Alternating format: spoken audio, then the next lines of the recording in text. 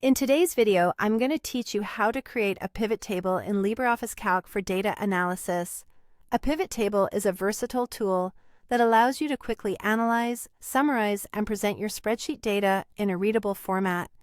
Whether you're working with a list of students, courses, or any data set, pivot tables can give you valuable insights at a glance. Let's jump right in. To begin, make sure you have your data ready in Calc. You'll want to select the table data you just pasted. This is crucial as it sets the foundation for your pivot table. Once you've highlighted the data range you're interested in, it's time to head over to the Data menu at the top of your screen. Click on it. And when the drop-down appears, scroll down to find Pivot Table and select Create.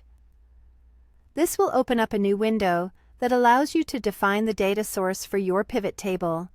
In this window, you'll be prompted to choose the current selection. This means you're going to work with the data range you've just highlighted. Select Current Selection and then click OK. By doing this, you're telling Calc where to get the data for the pivot table, ensuring that you have the correct information ready to analyze.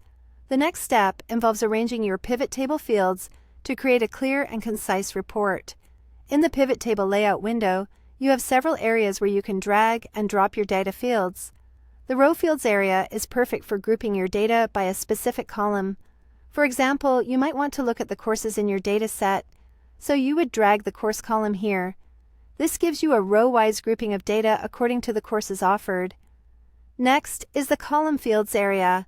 This is where you can add another dimension to your analysis. Suppose you want to break down the data further by gender, you would drag the gender field here. This adds a column-wise categorization, showing you the distribution of data within each course by gender. Finally, we have the Data Field section, which is especially important for quantitative analysis. Here, drag a numeric field such as age or student ID. By dragging age, you could sum up or average ages, but if you're looking to simply count the number of students, dragging student ID would give you a student count for each course and gender combination. Once you've arranged the fields to your preference, click OK to generate the pivot table. Now you have a powerful summary report built directly from your data set, offering a clear and organized snapshot of your data.